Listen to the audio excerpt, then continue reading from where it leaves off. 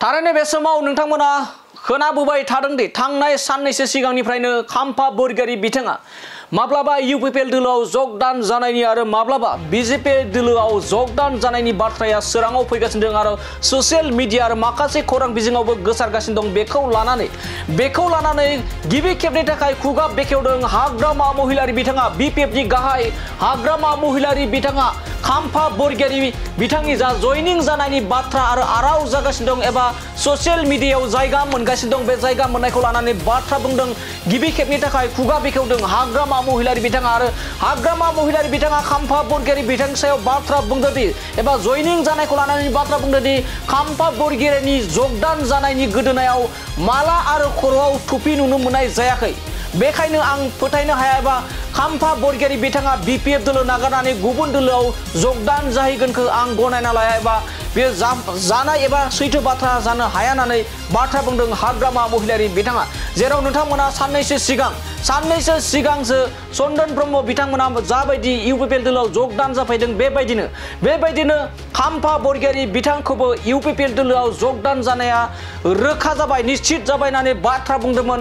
नाथाय बेनि उनावनो आरो फिन आरोबाव गुबुन बाथ्रा खोनादोंमोन आरो बे बाथ्रायानो जाहैबाय बिजेपि दोलोआव जगदान जाहैसिगोन। थांनाय एबा फैबाय थानाय जा 19 डिसेम्बर खालाराव बिजेपि दोलोआव खाम्फा बरगयारी बिथाङा जगदान जाहैसिगोन होननानै गोबां मानि ससियेल मिडियानि गेजेरजों आराव जादोंमोन। नाथाय बेखौ लानानै गनायाखै, फोथायाखै हाग्रामा महिलारी बिथाङा आरो फोरमायदों बिथाङा खाम्फा बरगयारीनि जगदान जानायनि गोदोनायाव जेबो माला आरो टुपि नुनानै मोनाखै होननानै बाथ्रा बुंदों हाग्रामा महिलारी बिथाङा। दानिया फैदो बिदिबा हाग्रामा महिलारी बिथाङा खाम्फा बरगयारी बिथांनि सायाव जगदान जानायखौ लानानै माबायदि बाथ्रा बुंदों जों बिथांनिफ्राय आबुङै मिथिना लानि।